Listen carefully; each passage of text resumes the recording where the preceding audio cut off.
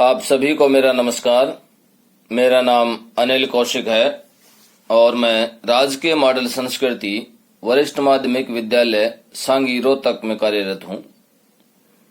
प्यारे विद्यार्थियों, आइए आज चर्चा करते हैं 8वीं कक्षा के गणित विषय के एक चर वाले रैखिक समीकरण उपविषय पर, जिसकी वीडियो संख्या या भाग संख्या है 3। पिछली वीडियो में हमने चर्चा की थी कि एक चर वाले रैखिक समीकरण क्या होते हैं और कैसे होते हैं और उनको कैसे हल किया जा सकता है या हल करते हैं।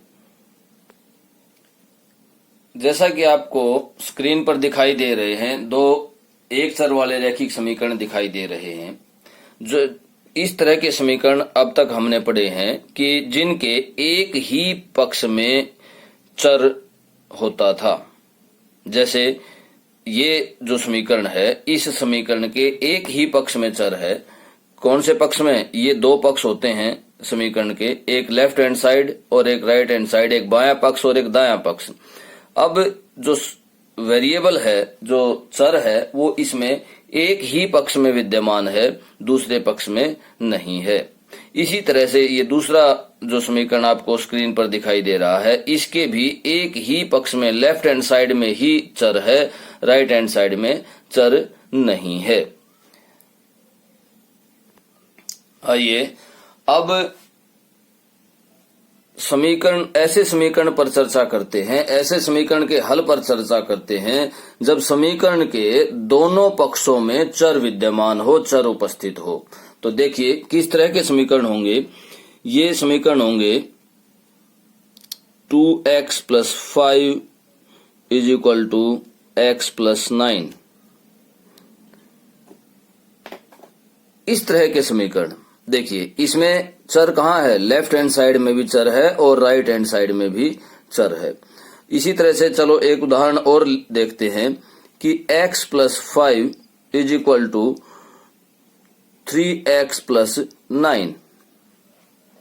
तो इस तरह के जो उदाहरण हैं, इस तरह के जो क्वेश्चंस हैं, उनको कैसे हल किया जाएगा, आइए इस पर चर्चा करते हैं। इसमें भी देखिए, दूसरे समीकरण में भी क्या है? दोनों पक्षों में चर विद्यमान है। तो इस तरह के जो समीकरण हैं, इस तरह के एक चर वाले रैखिक समीकरण हैं जिनमें दोनों पक्षों में चर विद्यमान होता है, उनको कैसे हल करेंगे, आइए इस पर चर्चा करते हैं। दोनों पक्षों में उपस्थित एक चर वाले रैखिक समीकरण को कैसे हल करना है, आइए सीखते हैं या चर्चा करते हैं। आपको स्क्रीन पर एक समीकरण दिखाई दे रहा है जिसके दोनों पक्षों में चर विद्यमान है, चर उपस्थित है। इस लेफ्ट हैंड साइड में बायां पक्ष में 5x और यहां पर 3x, दोनों तरफ चर वाली टर्म्स हैं। अब इसको सबसे पहले हमें क्या करना है, हमारा मकसद क्या है, ये समझिए। हमारा मकसद है इस समीकरण को हल करना। और समीकरण को कैसे हल करते हैं, समीकरण को हल कैसे माना जाता है? जब इसमें चर जो उपस्थित है उसका हम मान निकाल दें तो समीकरण हल हो जाता है। तो उसके लिए सबसे पहला स्टेप हमारा क्या होगा कि जो समीकरण हमें दिया गया है, जो इक्वेशन हमें दी गई है, उसके जो चर वाली टर्म्स हैं उनको एक तरफ इकट्ठा कर लें उसमें से। अब देखिए 5x, में दोनों चर वाली टर्म्स को लेफ्ट हैंड साइड में इकट्ठा कर रहा हूं। इस 3x को जब हम लेफ्ट हैंड साइड की तरफ ले जाएंगे तो ये क्या हो जाएगा? -3x हो जाएगा, क्योंकि यहाँ पॉजिटिव है और दूसरी तरफ उधर जाते ही क्या हो जाएगा? ये नेगेटिव हो जाएगा। और इसी तरह से नॉन वेरिएबल वाली टर्म्स जो हैं उनको राइट हैंड साइड। इसको ध्यान से समझिएगा, एक बार दोबारा से देख लेते हैं। देखिए, इस समीकरण के दोनों पक्षों में वेरिएबल विद्यमान है, वेरिएबल उपस्थित है, और इसको हल करने के लिए हमें वेरिएबल का, चर का मान निकालना है। तो क्या करते हैं कि वेरिएबल वाली जो टर्म है उनको लेफ्ट हैंड साइड में इकट्ठा कर लेते हैं। जैसे कि आपको स्क्रीन पर दिखाई दे रहा है, 5x एज इट इज है और 3x को हम लेफ्ट हैंड साइड में लेके गए, जो कि नेगेटिव हो गया, माइनस का हो गया है। अब यहां से जो नॉन वेरिएबल वाली टर्म है, जो अचर टर्म है, अचर जो टर्म्स हैं, उनको दूसरी तरफ लेकर जाते हैं। जैसे 9 है, 9 को हम राइट हैंड साइड में लेके जाएंगे तो यहां पर क्या आ जाएगा 5 - 9, क्योंकि 9 लेफ्ट हैंड साइड में पॉजिटिव है तो राइट हैंड साइड में जाकर क्या हो जाएगा नेगेटिव हो जाएगा। ठीक इसी तरह से अगला जो स्टेप है वो किस प्रकार करेंगे, जैसे कि हम पीछे समीकरण को सोल्व करते आए हैं, यहां कैलकुलेशन करेंगे तो 5x में से 3x जब घटेंगे तो क्या बचेगा हमारे पास 2x बच जाएगा। और यहां पर 5 में से 9 जब हम घटाएंगे तो क्या बचेगा हमारे पास -4। ठीक इसी प्रकार अगर हम आगे चलते हैं तो हमारा क्या टारगेट है कि x की वैल्यू हमें निकालनी है, और x की वैल्यू जब हमें निकालनी है तो क्या करेंगे, ये 2 जो है इसके साथ अटैच है, इसको दूसरी तरफ लेकर जाएंगे। यहां गुणा में है तो दूसरी तरफ जाकर के क्या हो जाएगा भाग में हो जाएगा। तो x बराबर है -4/2, या आप इसको यूं भी कह सकते हैं -4 डिवाइडेड बाय 2। तो ये कितना आ जाएगा यहाँ पर -2। तो यहाँ पर जो x का मान आया हमारे पास वो क्या आया -2। तो इस प्रकार हम इस तरह के समीकरण को हल कर पाएंगे। आइए अब अगले क्वेश्चन के हल पर चर्चा करते हैं। जैसा कि आपको स्क्रीन पर दिखाई दे रहा है कि 3m बराबर 5m - 8/5 एक समीकरण दिया गया है। आप यहां कंफ्यूज मत होना, ये ध्यान रखना कि 5m - 8/5 अगर इस तरह से लिखा है तो भी सेम है, कोई फर्क नहीं है उसमें। ये नेगेटिव जो है, आप नेगेटिव साइन जो है आप अगर अंश के साथ लगाते हैं तो भी वही है।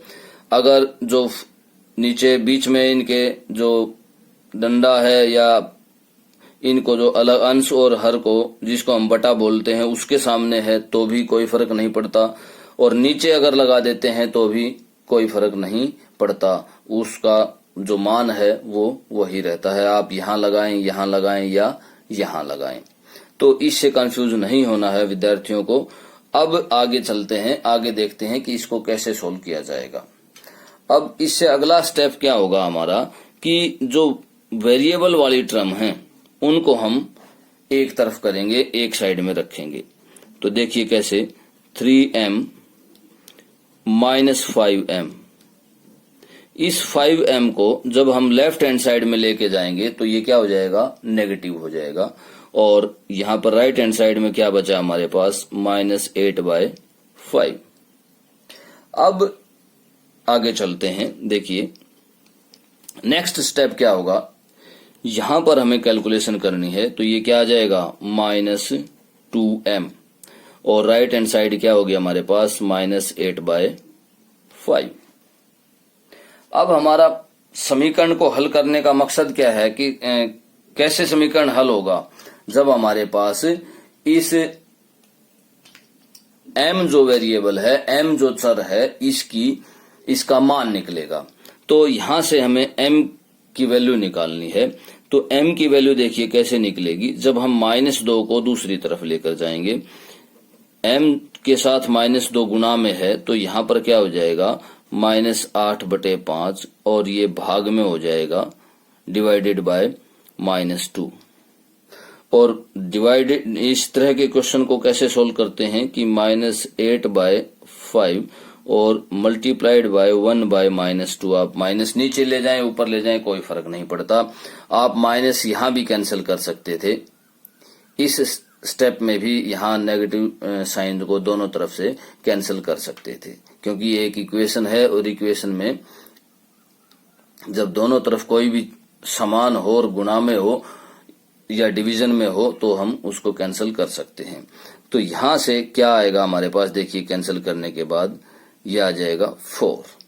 तो यहां पर आंसर जो आएगा वो क्या आ जाएगा 4/5। तो इस प्रकार यहां से जो m की वैल्यू हमें प्राप्त हुई वो क्या आएगा 4/5। तो इस प्रकार हम इस तरह के समीकरण को हल कर सकेंगे।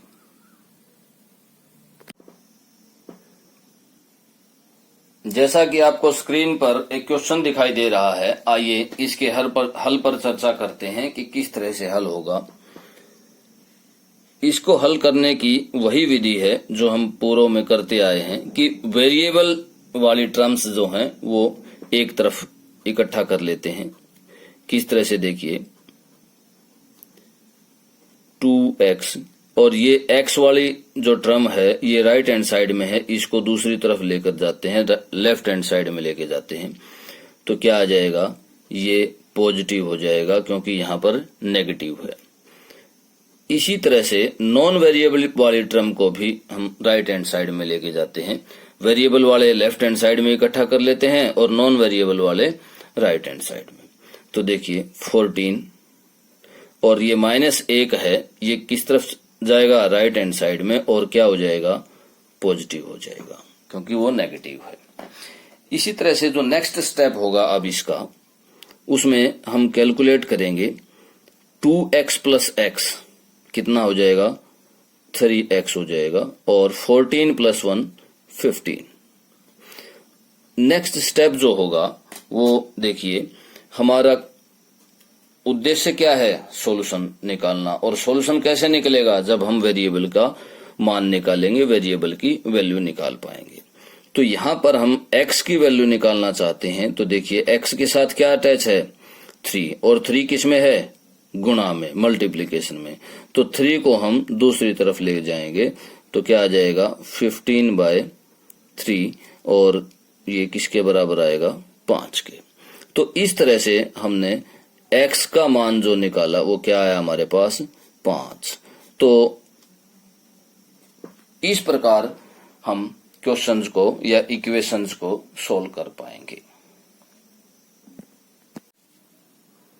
प्यारे विद्यार्थियों, जैसा कि आपको स्क्रीन पर एक व्यवहारिक सवाल, एक व्यवहारिक क्वेश्चन दिखाई दे रहा है, उसको कैसे हल करते हैं।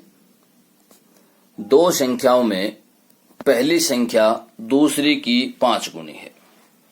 पहली संख्या जो है वो दूसरी संख्या की 5 गुनी है। प्रत्येक में 21 जोड़ने पर पहली संख्या दूसरी की 2 गुनी हो जाएगी। संख्याएं ज्ञात कीजिए। देखिए इस तरह के क्वेश्चन को कैसे हल करते हैं। हम इस तरह के क्वेश्चन को मानकर चलते हैं और फिर उसका मान निकाल देते हैं, वेरिएबल मान लेते हैं। लेकिन किसको वेरिएबल माना जाए, तो इसमें अच्छा तरीका जो है वो ये होता है कि जो छोटी संख्या है या जो छोटी टर्म है, जो छोटी चीज है, उसको हम मान के चलते हैं और फिर क्वेश्चन के अनुसार सोल्व करते जाते हैं। तो यहां पर छोटी संख्या कौन सी है, दूसरी संख्या जो है वो छोटी है। तो हम दूसरी संख्या को मान लेते हैं कि माना दूसरी संख्या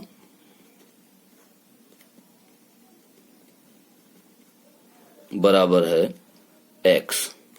दूसरी संख्या को हमने क्या मान लिया, x मान लिया। अब ध्यान से समझिए कि पहली संख्या क्या हो जाएगी, पहली संख्या क्या हो जाएगी, दूसरी संख्या को x मान लिया और पहली संख्या कितनी है, 5 गुनी है दूसरी संख्या से, तो पहली संख्या कितनी हो जाएगी, 5x। ये ध्यान रखना है, हमें अपनी तरफ से कुछ नहीं करना है। जैसा क्वेश्चन में दिया गया है, जैसा क्वेश्चन में निर्देशित किया गया है, उसी अनुसार हमें चलते रहना है। हमने दूसरी संख्या को x मान लिया, पहली संख्या हमारे पास क्या आ जाएगी, 5 गुनी है तो 5x आ जाएगी। इसी तरह से अब आगे क्या कहता है कि दोनों संख्याओं में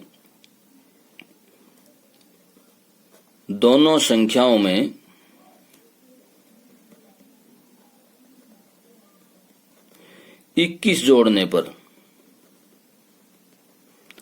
दोनों संख्याओं में 21 जोड़ने पर क्या आएगा। देखिए दोनों संख्याओं में जब 21 जोड़ेंगे तो दूसरी संख्या क्या आएगी, जब दोनों संख्याओं में 21 जोड़ेंगे तो दूसरी संख्या क्या आएगी, x में 21 जुड़ जाएगा तो x जमा 21। इसी तरह से पहली संख्या क्या आ जाएगी, पहली संख्या में क्या जुड़ेगा, 21 जुड़ेगा तो 5x + 21। 5x जमा 21। तो इस तरह से हमारे पास दोनों संख्याएं आ गई। अब आगे प्रश्नानुसार क्या कहता है, देखिए ध्यान से कि 21 जोड़ने पर पहली संख्या दूसरी की दुगनी हो जाएगी। तो दूसरी की दुगनी हो जाएगी। अगर हम दूसरी संख्या को इसको अगर 2 से गुणा कर दें तो ये पहली संख्या के बराबर आ जाएगी। यही प्रश्नानुसार है। तो प्रश्नानुसार क्या होगा, दूसरी संख्या को हम 2 से गुणा कर देते हैं तो किसके बराबर आ जाएगी, पहली संख्या के बराबर हमें प्राप्त हो जाएगा। और अब हमारे पास किस तरह का समीकरण आ गया, ऐसा समीकरण आ गया एक चर वाला समीकरण, रैखिक समीकरण जिसमें समीकरण के दोनों पक्षों में वेरिएबल विद्यमान है, वेरिएबल उपस्थित है। अब हम इसको समीकरण को सॉल्व करेंगे और समीकरण को सॉल्व करने के लिए हमें क्या करना है, x की वैल्यू यहां से निकालनी है। तो देखिए इसको सॉल्व करते हैं, 2 को अंदर गुणा करते हैं तो ये क्या हो जाएगा 2x, और 21 की और 2 की करेंगे तो क्या आ जाएगा 2x जमा 42, और right hand side as it is यूं की यूं। अब नेक्स्ट स्टेप क्या होगा हमारा, नेक्स्ट स्टेप होगा वेरिएबल जो हैं दोनों पक्षों के वो एक पक्ष में करने हैं। हम लेफ्ट हैंड साइड में बाएं पक्ष में वेरिएबल इकट्ठा करते हैं तो क्या आ जाएगा 2x minus 5x is equal to, ये यहाँ पॉजिटिव है तो दूसरी तरफ जाकर के क्या हो जाएगा, नेगेटिव हो जाएगा। और इसी तरह से 42 को जब हम उधर लेके जाएंगे तो ये भी क्या हो जाएगा, नेगेटिव हो जाएगा। अब हमारा नेक्स्ट स्टेप क्या होगा, देखिए कैलकुलेशन करना। तो कैलकुलेशन कैसे की जाएगी, देखिए ध्यान से, 2x माइनस 5x इसको कैलकुलेट करेंगे तो क्या आ जाएगा -3x, और यहां पर क्या आएगा 42 में से 21 घटाएंगे हम या माइनस करेंगे तो क्या आ जाएगा, नेगेटिव ज्यादा है तो यहां क्या आएगा 21। अब हमारा नेक्स्ट स्टेप जो होगा वो होगा x की वैल्यू निकालना। तो यहां से x की वैल्यू जब हम निकालेंगे तो 21 बाय -3, तो नेगेटिव नेगेटिव पॉजिटिव हो जाएगा और ये कितने पर जाएगा 7 पर।